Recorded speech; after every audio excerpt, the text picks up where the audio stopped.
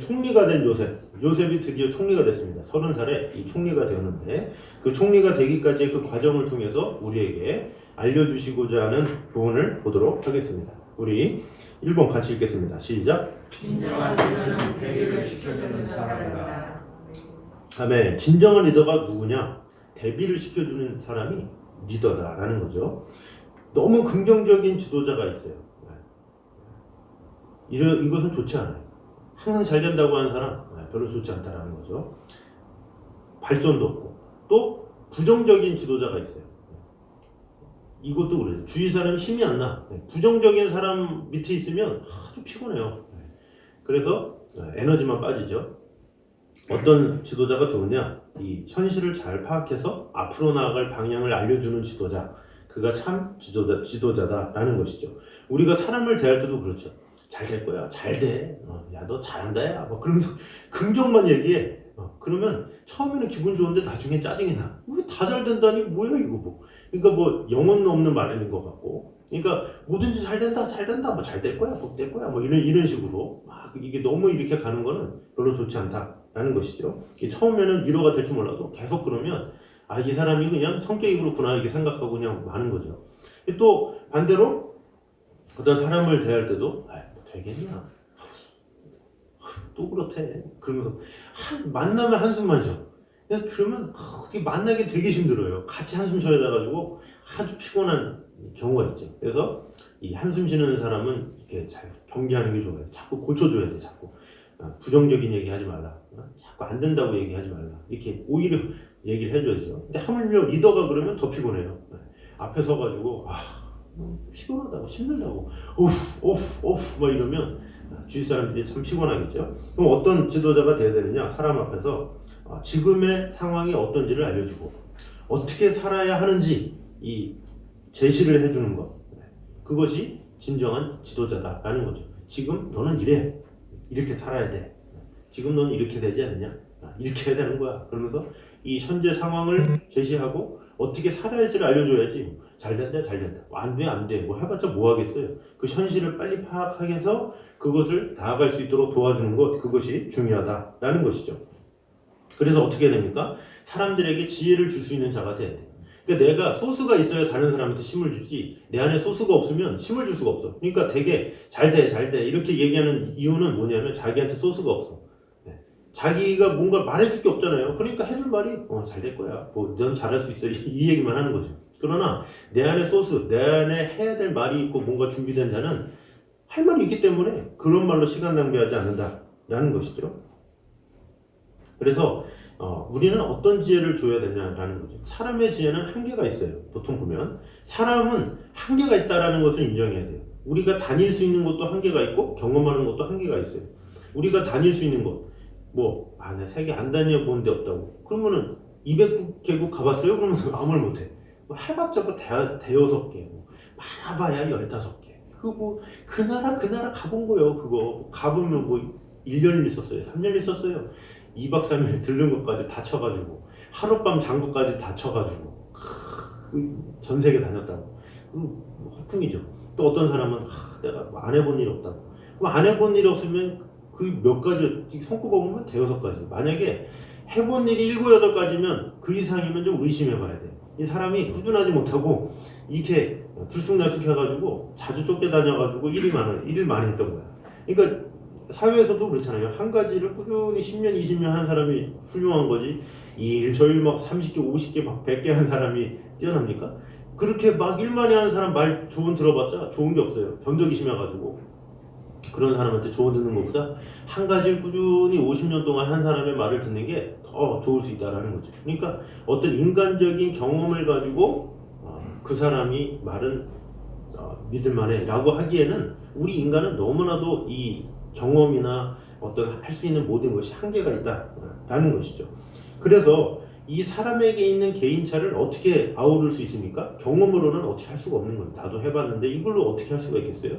이 모든 것을 아우를 수 있는 것이 바로 하나님의 지혜다라는 것이죠. 하나님의 말씀은 모든 것을 아우러요. 우리를 창조하셨고 만드셨고 이 성경을 통해서 32,500가지의 약속의 말씀을 주셨기 때문에 이 성경의 말씀을 제시할 때 우리는 완전한 지혜를 알려줄 수 있다라는 것이죠. 그래서 우리는 말씀을 통해서 하나님을 알고 하나님의 지혜를 알아야 된다라는 것이죠.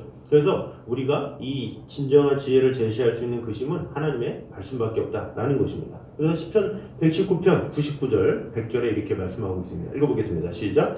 내가 주의 증거들을 늘 읊조림으로 나의 명철함이 나의 모든 스승보다 나으며 주의 법도들을 지킴으로 나의 명철함이 노인보다 나으니이다. 아멘. 내가 주의 증거들을 늘 읊조림으로 나의 명철함이 나의 모든 스승보다 나으며, 여기서 말하는 나의 명철함이가 뭐겠습니까? 하나님의 명철이죠. 하나님께서 주시는 명철함이 있기 때문에 스승보다 나을 수 있고 노인보다 나을 수 있다라는 것이죠. 그래서 우리는 늘 하나님의 말씀을 통해서 지혜를 얻어야 된다라는 것이죠. 그래서 어떤 사람을 대할 때 긍정도 아니고 부정도 아니고 하나님의 말씀으로 제시해 줄 수 있는 사람, 그런 사람이 하나님께서 기뻐하시고 하나님께서 원하신다라는 것이죠. 요셉이 바로 앞에 서가지고 바로가 꿈꿨다고 그러는데 될 거예요. 왕 인상 좋으시네요. 막 그러면서 이랬다가는 그냥 끝이에요.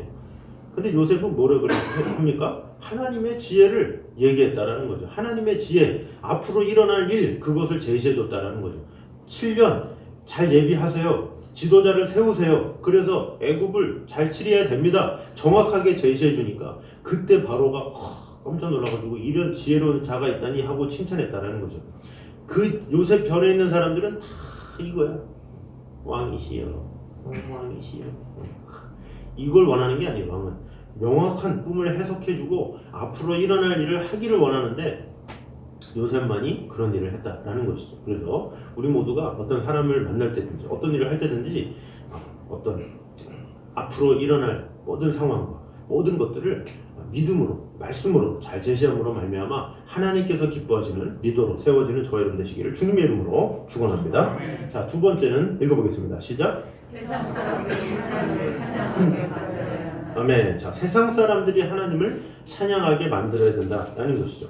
믿는 사람이 하나님을 찬양하는 건 당연하죠. 근데 세상 사람들이 하나님을 찬양한다? 있을 수 없는 일이지만 그 일이 오늘 본문에 일어난다라는 거죠. 창세기 41장 39절입니다. 읽어보겠습니다. 시작. 요셉이 이르되 하나님이 모든 것을 내게 보이셨으니 너와 같이 명철하고 지혜 있는 자가 없도다. 아멘.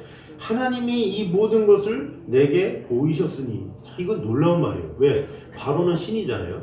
이 백성들이 자기를 신이라고 모시고 있어요. 이제 거기서 그런 상황에서 자기 외에 다른 것을 신으로 모신다? 이거는 엄청난 자신에 대한 신격 모독이에요. 그래서 다른 사람 앞에서, 자기 앞에서 다른 신을 얘기한다는 그 자체는 바로 사형에 집행해야 되는 행위에 불구하고 요셉은 하나님께서 말해줄 겁니다 얘기하고서 딱 꿈을 딱 얘기해 주죠. 그러니까 바로가 뭐라 그럽니까? 하나님께서 내게 보이셨다. 세상에 하나님을 부정하는 자도 아니고 자신을 신이라고 여기는 그 존재가 하나님께서 너에게 지혜를 주셨구나 라고 얘기를 했다라는 것이죠. 그래서 이것을 통해서 뭘 할 수 있습니까? 우리가 잘하면 세상이 하나님을 찬양하지 않을 수 없어요. 우리 하기 나름이다 라는 것이죠. 반대로 우리가 못하면 어떻게 돼요? 하나님이 욕을 먹죠. 이 시대에 하나님이 욕을 먹는 이유가 뭐겠어요? 하나님이 잘못했어요? 우리가 잘못했지. 믿는 사람이 잘못하니까 하나님이 욕먹는 거야. 보통 자녀가 잘못하면 누가 욕먹어요? 부모가 욕먹잖아요. 근데 마찬가지로 믿음의 사람이 잘못하니까 하나님이 욕을 먹어. 왜 하나님이 욕을 먹어야 돼요? 무슨 잘못했다고. 그래서 우리의 삶은 참으로 중요하다라는 것이죠. 그래서 어떻게 사느냐, 이것이 중요하다라는 거죠. 내가 어떻게 사느냐에 따라서 내 하나님이 칭찬을 받느냐, 내 하나님이 욕을 먹느냐, 이렇게 달라질 수 있다라는 것이죠. 그래서 어떤 사람은 하나님의 나라를 위해서 사는데 세상에서 최선을 다할 필요가 있느냐 이렇게 생각하지만 그것이 아니라 우리의 삶을 통해서 그들이 하나님을 알게 하기 위해서는 우리는 세상에서 열심히 살아야 되는 거예요. 우리의 본분이 그렇기 때문에 그렇죠. 마태복음 5장 16절입니다. 읽어보겠습니다. 시작. 이같이 너의 빛이 사람 앞에 비치게 하여 그들로 너의 착한 행실을 보고 하늘에 계신 너희 아버지께 영광을 돌리게 하라. 아멘. 이같이 너희 빛이 사람 앞에 비치게 하여 그들로 너의 착한 행실을 보고 하늘에 계신 너희 아버지께 영광을 돌리게 하라. 이렇게 예수님께서 말씀하시죠. 그래서 이 착한 행실을 가지고 구원받기 위한 행동으로 여기는 사람들이 참 많이 있어요. 어떻게 구원받아요? 뭐 착한 일 많이 해야죠. 이런 식으로만 생각하는 건 아주 유치한 거예요. 믿는 어차피 구원받는데 선행으로 구원받지도 못할 뿐더러 이 선행에 대해서 강조해봤자 이 자신의 구원에 미칠 수 있는 그 힘이 얼마나 크겠습니까? 이 자신에게 유익하라고 우리에게 착한 일을 하는 것도 있겠지만 그러나 다른 이들을 위해서는 우리가 착한 일을 해야 되는 거예요. 왜? 우리가 선한 일을 해야 다른 이들이 우리의 모습을 통해서 예수쟁이가 저렇게 살아야 되는구나.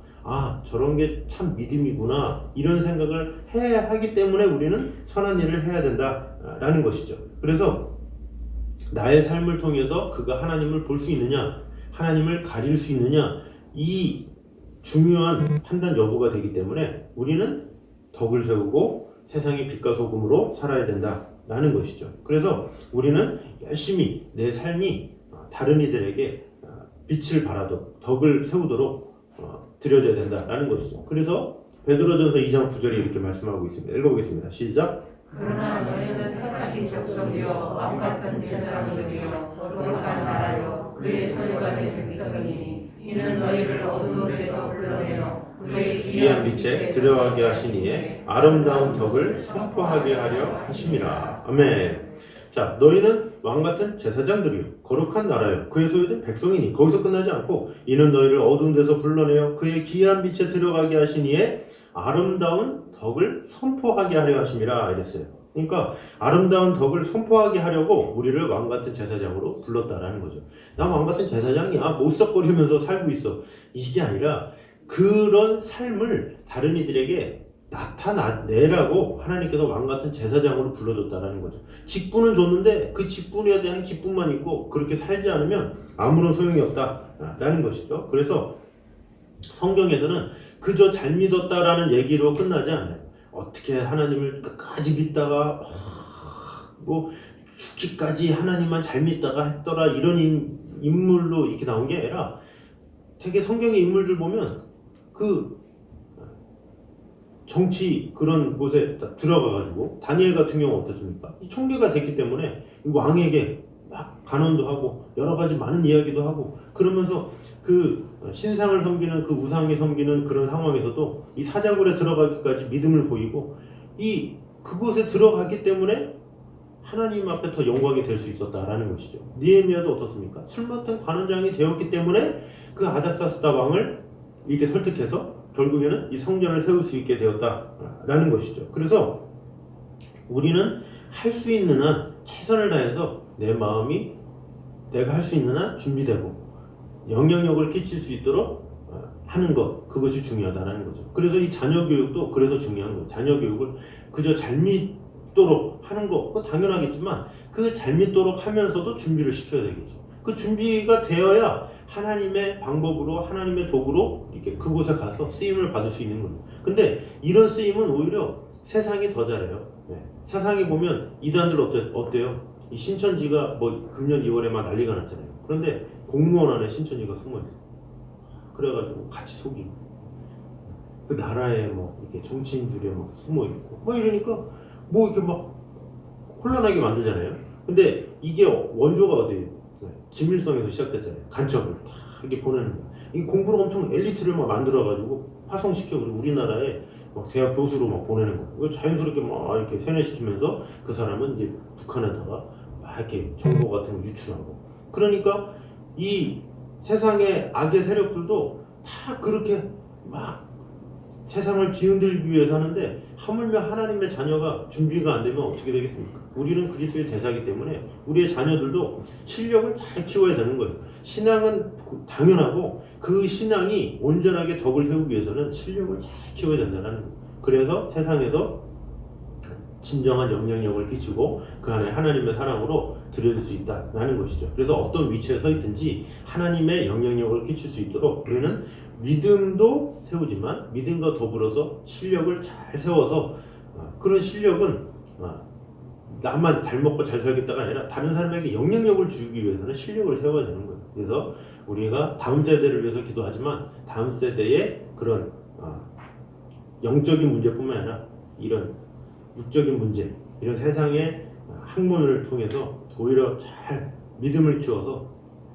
실력을 키워서 세상에서 정말로 영향력을 키우는 그런 비전 있는 자로 세워주는 것, 그것이 참으로 중요한 문제다라는 것이죠. 그래서 우리 모두가 이 세상에서 그저 그냥 잘 주님과 동행하다가 살다 죽겠습니다, 그런 것이 아니라 주님과 동행하는 건 당연하고 내가 이 세상에서 할 수 있는 한 내가 나의 위치에서 또한 내가 좀 이제 나이가 먹고 그렇다면 내 다음 세대가 그들만이라도 더욱더 믿음으로 세워지되 실력을 잘 키워서 정말로 빛된 영향력, 하나님께 영광 돌리는 그런 일들이 일어날 수 있겠더라고. 기도하면서 내 자녀들을 수시로 기도해주고 수시로 믿음의 축복의 기도를 해주고 믿음의 사람으로 자꾸 이렇게 불러주고 이렇게 해서 그들이 믿음 안에서 온전히 세워질 수 있도록, 그리고 실력이 잘 세워질 수 있도록 잘 컨트롤하고 잘 세워서 우리가 할 일들이 참 많이 있습니다. 그래서 우리가 다음 세대를 위하는 교회다라는 게 그저 그냥 다음 세대를 위해서 그냥 성경만 가르치고 이 것이 아니라 성경뿐만 아니라 비전을 제시하고 하나님의 뜻 가운데 어떻게 세워져야 될지 잘 믿음으로 나아가게 하는 것, 그것이 참 중요하다라는 것입니다. 그래서 우리 모두가 하나님 앞에 세상 사람들이 하나님을 찬양하도록 만들 수 있는 위대한 사람을 세우는데 우리가 귀하게 도구로 쓰임 받는 저희들 되시기를 주님의 이름으로 축원합니다. 자, 세 번째는 읽어보겠습니다. 시작. 요셉의 신분의 변화는 곧 우리의 신분의 변화이다. 자, 창세기 41장 우리 41절부터 한번 보겠습니다. 시작. 바로가 또 요셉에게 이르되 내가 너를 애굽 온 땅의 총리가 되게 하노라 하고 자기의 인장 반지를 빼어 요셉의 손에 끼우고 그에게 세마포 옷을 입히고 금사슬을 목에 걸고 자기에게 있는 버금 수레에 그를 태우매 무리가 그의 앞에서 소리 지르기를 엎드리라 하더라. 바로가 그에게 애굽 전국을 총리로 다스리게 하였더라. 바로가 요셉에게 이르되 나는 바로라. 애굽 온 땅에서 내 허락이 없이는 수족을 놀릴 자가 없으리라 하고. 아주 감동적인 얘기죠. 아주 감동적인. 노예로 살던 이방인이 갑자기 한순간에 총리가 되는 엄청난 그런 사건이다라는 것이죠. 그래서 아무런 백도 없고 아무런 그것도 없는데 하나님의 강권적인 역사로 요셉의 신분이 한순간에 바뀌게 되었다라는 것이죠. 얼마나 이 감동스러운 부분입니까? 이게 있을 수 없는 일이에요. 이 세상에 우리나라 특별히 연줄 이런 게 많잖아요. 이런 여러 가지. 그래서 이 부모님이 누구냐에 따라서 자녀가 막 선택되고 막 결론되어지고 평가받고 막 그런 세상이잖아요. 그래서 참 여러 가지 이런 말도 안 되는 그런 일들이 성경에 딱 있을 때 우리는 위로를 받죠. 와, 말도 안 되는 일 어떻게 우리에게 있을 수 있다니 참 대단하다 막 하면서 나도 그런 일이 있었으면 하는 그런 꿈을 꾼다라는 거죠. 그러나 세상은 그렇지 않다라는 거죠. 이 세상은 자꾸 이게 금수저냐 은수저냐 막 그런 거 상당히 따지고, 저도 어제 그 이정은 교수님이라고 상당히 좀 이렇게 머리 벗겨주신 젊은 분인데 상당히 되게 개념에 대한 좋은 이야기를 하는 분이에요. 근데 그분이 한 채널에서 그런 얘기를 하더라고요. 이렇게 유승준 씨가 이 욕을 먹는 것이 그것에 대해서 이렇게 평가를 하는 거예요. 근데 거기에서 제가 참 심오 있게 들은 거는 그가 잘못했다 잘했다를 얘기하는 게 아니라 형평성의 문제다. 그러면서 그가 만약에 그 부모가 고위직의 자녀였고 그러면 그냥 넘어가는데 그것이 아니다라는 거죠. 아무런 백도 없고 그러니까 마녀 사냥이 돼서 이게 공격을 당하고 있다라는 거죠. 오히려 막 간첩 활동하다가 막 그런 사람들이 버젓이 한국에 와가지고 한국에서 살고 있기도 하고 막 그러는데 어떻게 그냥 병역 그냥 거절했다고? 그것도 미국인의 신분이라서 당연한 건데 어떻게 그런 일이 있을 수 있느냐? 형평성이 없기 때문에 그렇다라고 얘기하면서 이제 그런 걸 들었어요. 그게 뭡니까? 어쩔 수 없다라는 거예요. 그 나라를 조직하는 그 고위직에 있는 사람들이 그렇기 때문에 자신의 아들, 딸은 되게 많은 것을 누리고 군대 같은 경우도 편하게 이렇게 군생활을 할 수 있고 아예 뺄 수도 있고 막 이렇게 할 수 있다라는 거죠. 그러나 이렇게 저렇게 백도 없고 아무것도 없는 사람은 어쩔 수 없다라는 거예요. 그래서 마녀사장이 돼서 계속 그래서 젊은이들 하여금 전 유승균 때문에 우리가 뭐 군대가 뭐 이렇게 하는데 사실 그럴 게 아닌데 이렇게 마녀사냥을 당한다라는 거예요. 이 형평성이 없다 이런 것을 막 얘기해 주는 거예요. 근데 제가 그런 걸 들으면서 바로 그런 거예요. 지금 이 요셉을 세웠다라는 것은 있을 수 없는 거예요. 왜? 바로 입장에서는 그래도 자신의 족보에 있는 사람들 그 당시 때 이 모세만 봐도 그 모세 시대에 그 아버지 밑에 항상 왕이 되고 다 이렇게 이루어 가거든요. 그래서 누구를 세울 때도 항상 자기와 연관되는 사람들을 세워요. 항상. 그래서 뭐 우리나라뿐만 아니라 외국도 마찬가지죠. 무슨 관계가 있는 사람 이런 사람들을 통해서 이렇게 하는 거예요. 연출이 있고 이런 게 있어야 뭔가 이렇게 임명이 되고 막 하는 거지. 아무 관계도 없고 족보도 없는데 막 부른다? 이거는 정말로 있을 수 없는 그런 일이다라는 거죠. 근데 이 있을 수 없는 그 일이 누구에게 일어났다라는 거죠? 요셉에게 일어났다라는 거죠. 한 소년이 와가지고 그냥 꿈 얘기했을 뿐인데 아무런 연관도 없고 족보도 없고 노예두고 이방인인데 아무런 그것도 없는데 갑자기 바로가 그 꿈 하나에 감동을 해가지고 내가 너를 애굽의 총리로 세우겠다. 이건 진짜 와 있을 수 없는 그러니까 정말로 아무것도 가지지 못하고 아무런 백도 없고 이런 우리 입장에서는 와 정말로 대단하다. 어떻게 이런 일이 있을 수 있느냐 세상에. 와 그러면서 이 로또 같은 인생 나도 한번 경험해보고 싶다. 쨍하고 해뜰 날 돌아오고 싶다. 그러면서 그런 생각을 가질 수밖에 없다라는 것이죠. 그런데 이것은 우리가 성경을 모르고 하는 얘기다라는 것이죠. 왜냐? 이 요셉은 누구를 향해서 하는 얘기냐면 바로 우리를 위한 얘기다라는 것이죠. 나를 변화시키기 위한 이야기고 나를 적용시키기 위한 이야기예요. 그래서 요셉의 이야기가 있는 거예요. 그냥 요셉으로 끝나면 성경에 기록될 일이 없어요. 그러나 이것이 나에게 적용돼야 되기 때문에 요셉의 이야기가 지금 있는 거예요. 이게 뭐냐면 자 장차 죽을 수밖에 없는 노예와 같은 사람 죽은 고아와 같은 사람, 벌레 먹것도 못한 사람, 그게 누굽니까? 이 바로 요셉의 상황만도 못한 자가 우리였어요. 우리가 그렇잖아요. 죄인이고 죽을 수밖에 없고 어디 가도 쓸모없는 그런 인간이에요. 그러나 어떻게 돼요? 하나님의 놀라운 사랑으로 예수 그리스도를 보내주셔서 우리를 구원하여 주셨다라는 거죠. 하나님의 자녀 삼아 주셨다라는 거예요. 여러분 총리가 돼도 자식은 아니에요. 피가 섞이지 않았어요. 그런데 하나님의 자녀로 불렀다? 이것은 하나님께서 우리를 자녀로 입적시켜 주신 거예요. 이게 얼마나 큰 은혜예요. 우리가 하나님 앞에 아버지라고 부를 수 있는 거 얼마나 축복이에요. 요셉이 아무리 바로가 내가 너를 총리로 세웠다 그러는데 요셉이 아버지 이랬다가는 바로 목 날아가는 거예요. 뭐? 야 내가 너 총리 세웠지 내가 네 아버지냐? 막 하면서 난리가 나죠. 근데 하나님은 우리를 내가 너를 아들이라 불렀고 또 너 나 부를 때 아빠 아버지라고 불러 이렇게 이야기하셨다라는 것이죠. 이 얼마나 큰 축복이요. 감격이겠습니까? 그래서 우리는 이 신분의 변화를 가지고 감격함으로 살아야 된다라는 것이죠. 요셉은 총리가 됐다는 그 신분 때문에 어떻게 살아갑니까? 창세기 41장 46절입니다. 시작. 요셉이 애굽 왕 바로 앞에 설 때 30세라. 그가 바로 앞을 떠나 애굽 온 땅을 순찰하니. 자, 애굽 온 땅을 순찰했다. 제가 이것도 여러 이렇게 뭐 설교나 이런 거 다 들어보니까 참 성실했다. 요셉은 참 총리임에도 불구하고 그냥 그 자리에 앉아 있어도 되는데 이렇게 순찰하기까지 정말로 정성을 다했다. 애굽이 얼마나 넓은데 참 성실하구나 이렇게 해석하는 분도 있는데 저는 이 본문을 보면서 또 다르게 봤어요. 무엇을 어떻게 봤냐면 순찰할 수밖에 없겠다. 왜? 노예였다가 감옥 안에 있다가 아무런 연고지도 없는데 갑자기 총리가 됐어. 기분 안 좋겠어요? 그럼 자신이 다니면 사람들이 가만히 있겠습니까? 총리시여 막 엎드리고 얼마나 기분 좋아요. 자기를 막 대단하다고 막 그러는데 뭐 순찰할 필요가 없어도 다닐 것 같아요. 저 자신도 총리가 됐다 그러면 어디 한번 가보자 그러면 혼자 갑니까?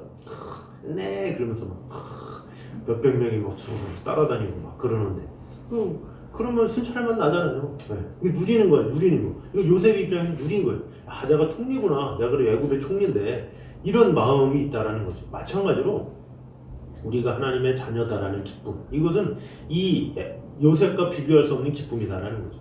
그래서 우리는 그것을 누려야 되는 거예요.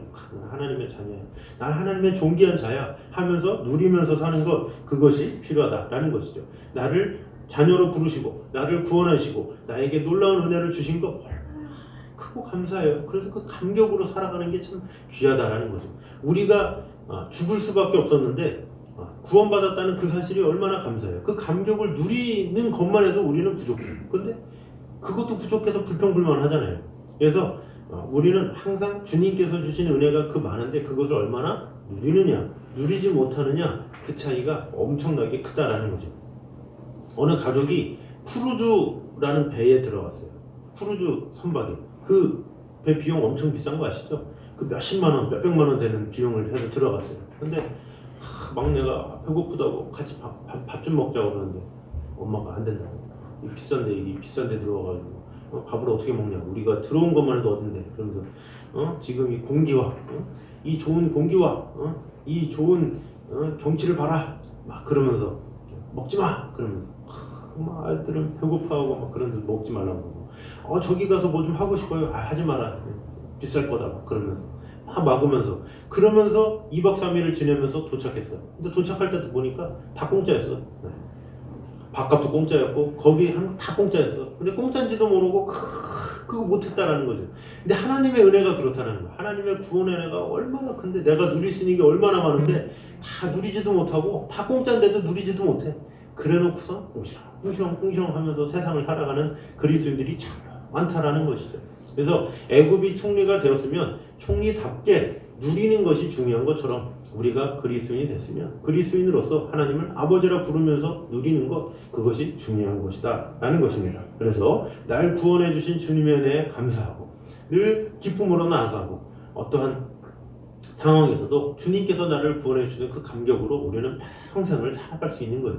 그래서 그 기쁨을 놓치면, 그 기쁨이 없으면 자꾸 꿍시렁 하면서 뭐 교회를 다녀야 돼, 예배를 드려야 돼, 뭐를 해야 돼, 이렇게 예배를 막 그러면서 구원의 은혜가 다 메말랐어. 싹 말라가지고 불평불만만 하는 거예요. 그러나 그 은혜가 가득하고 그 충만하면 새벽이 기다려진다 그러면서 새벽 음성 언제 오나 그러면서 전화기 붙들고 있고, 그런 은혜가 있어야 된다는 거죠. 그래서 우리 모두가 하나님께서 나를 부르셨고 하나님께서 나에게 구원의 은혜를 주셨다라는 기쁨을 가지고 하나님께서 나를 총리가 아니라 하나님의 자녀로 세우셨다라는 기쁨으로 늘 감격으로 살아가는 저와 여러분 되시기를 주님의 이름으로 축원합니다. 자, 우리 시간에 감사함으로 그 문에 들어가며 우리 같이 찬양하도록 하겠습니다. 우리 힘차게 박수치며 찬양하도록 하겠습니다.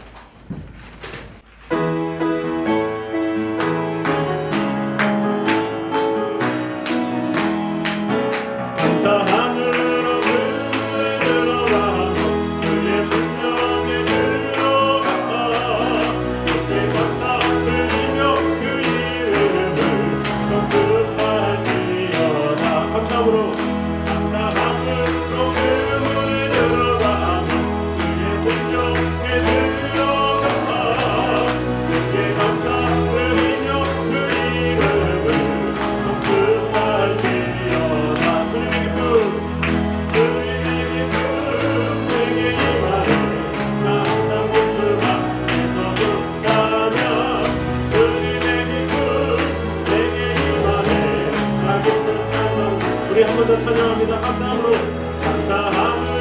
그문을 들어가고 그의 궁정에 들어가 주께 감사드리며 그 이름을 성급할지어다.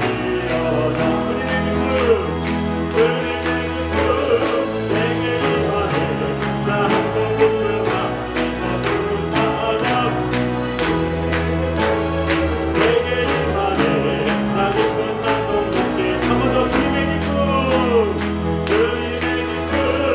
내게 임하네. 나 항상 기쁨하면서 또 찬양. 주님의 기쁨 내게 임하네. 나 기쁜 찬송 높게 나 기쁜 찬송 나 기쁜 찬송 높게 한 번 더. 나 기쁜 찬송 나 기쁜 찬송 높게 드리네. 이 시간에 한 목소리로 같이 기도하도록 하겠습니다. 우리 같이 기도할 때 주님, 우리가 이 세상에 살아가는 동안에 누구를 만나든지 간에 긍정도 아니요 부정도 아니요 오직 현실을 인지시키고 미래를 대비시켜주는 그런 자가 되게 하여 주시옵소서. 그러기 위해서는 하나님의 말씀의 지혜가 필요합니다. 주님, 하나님의 말씀을 내 안에 충만케 하여 주시옵소서. 더불어서 세상 사람들이 하나님을 찬양할 수 있는 일이 일어날 수 있도록 우리의 삶을 변화시켜 주시고 우리의 삶이 더욱더 빛된 삶으로 지켜주시고 함께하여 주시옵소서. 이렇게 기도해 주시고 또 마지막으로 요셉의 신분의 변화는 곧 우리의 신분의 변화다라는 것을 알고 하나님께서 우리를 총리가 아니라 하나님의 자녀로 세우셨음을 우리가 알고 그 감격으로 기쁨으로 살아가는 자가 되게 하여 주시고 그 신분을 누리는 자가 되게 하여 주시옵소서. 이렇게 한 목소리로 같이 기도하도록 하겠습니다. 하나님 감사합니다. 아버지 하나님 정말 주님께서 지켜주시고 역사하여 주시옵소서. 놀라운 하나님의 사랑으로 지켜주시고 인도하신 주님의 은혜를 찬양합니다. 주님만을 사랑하오니 주님께서 지켜주시고 역사하여 주시옵소서. 아버지 하나님의 은혜 가운데 온전히 수 있도록 주를 지켜주시고 역사하여 주시옵소서. 아버지 하나님 주님의 귀한 은혜가 가득 넘칠 수 있도록 인도하여 주시옵소서. 내 안에 구원의 감격이 가득히 많은 귀한 시간 될 수 있도록 축복해 주시고 함께하여 주시옵소서. 놀라운 하나님의 은혜로 지켜주시고 돌봐주셨사오니 하나님의 사랑으로 우리를 지켜주시고 언제나 함께하여 주시옵소서. 진정한 하나님의 은혜 가운데 온전히 세워질 수 있도록 주님만을 바라볼 수 있도록 지켜주시고 함께하여 주시옵소서. 우리와 늘 언제나 함께하시기를 바라보며 아버지 하나님의 은혜 가운데 온전히 구할 수 있도록 주여 지켜주시고 역사하여 주시옵소서. 우리와 늘 언제나 함께하시는 하나님의 은혜와 우리와 함께하시는 하나님의 사랑이 가득 넘칠 수 있도록 주여 역사하여 주시옵소서. 아버지 하나님의 은혜로 주님만을 바라보며 나아갈 수 있도록 지켜주시고 역사하여 주시옵소서. 우리와 늘 언제나 함께하시는 주님을 찬양합니다. 하나님 감사합니다. 아버지 하나님 우리가 세상을 사는 동안에 우리가 많은 사람 앞에 리더가 되어서 그저 긍정으로 끝나지도 않고 부정으로 끝나지도 않고 현실을 잘 파악함으로 말미암아 앞으로 나아갈 방향을 잘 지도할 수 있는 그런 자들 될 수 있도록 인도하여 주시옵소서.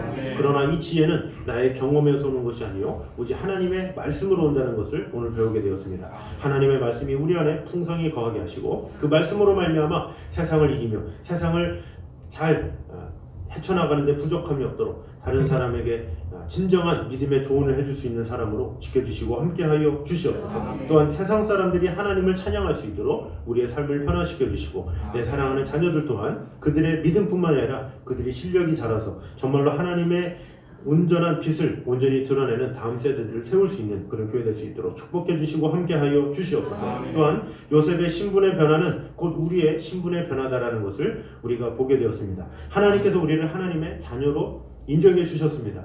그 구원의 감격에 늘 감사하면서 살아갈 수 있도록 인도하여 주시옵소서. 주님께서 나를 하나님의 자녀로 불러주셨던 그 사실이 얼마나 감사하고 얼마나 감격된 일입니까? 아버지 하나님, 그런 감격을 우리가 놓칠 때에 세상에 살아가면서 그런 작은 일들 때문에 낙심하고 또 괴로워할 때가 있었습니다. 주님 용서해 주시고 이제는 하나님의 자녀라는 기쁨을 가지고 그 삶을 누리며 그 하나님의 축복 가운데 거할 수 있도록 지켜주시고 함께하여 주시옵소서. 이제는 우리 주 예수 그리스도의 은혜와 아버지 하나님의 무한하신 사랑과 성령님의 교통하심이 늘 우리와 함께 계셔서 우리를 불러주시고 하나님의 사랑으로 지켜주시는 그 하나님을 온전히 바라보기 원하는 이 자리에 있는 모든 성도들 위해 이후부터 영원까지 함께 있기를 간절히 축원하옵나이다. 아멘.